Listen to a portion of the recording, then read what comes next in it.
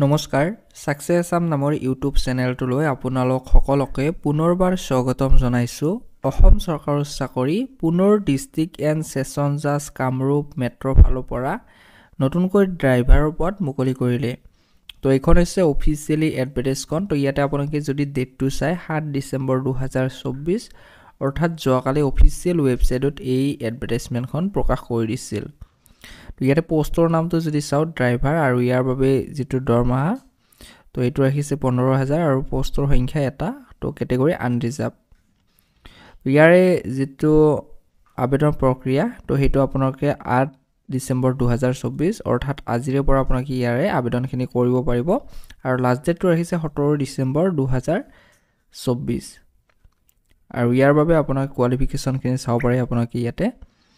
তো আপোনালোকে 7 পাস কৰা হ'ব লাগিব কিন্তু মিনিমাম আৰু যদি আপোনালোকে হায়াৰ সেকেন্ডাৰী পাস কৰিছে বা হায়াৰ সেকেন্ডাৰীতকৈ অধিক পাস কৰিছে তেনেহলে আপোনালোকে এই পদটোত আবেদন কৰিব নোৱাৰে। আৰু ইয়াতে আপোনাক কমাৰ্শিয়েল ড্ৰাইভিং লাইসেন্স বিচাৰিছে। তো সিলেকশন প্ৰসেসটো আপোনালোকে ইয়াতে দিয়া আছে ড্ৰাইভিং টেষ্ট তো হেতু অনুষ্ঠিত হ'ব লগতে ইন্টাৰভিউ ভাইভা অনুষ্ঠিত কৰিব। তো আপোনালোকে ইয়াৰে যেটো ড্ৰাইভিং টেষ্ট তো হেতু 18 ডিসেম্বৰ 2024 ত অনুষ্ঠিত কৰিব।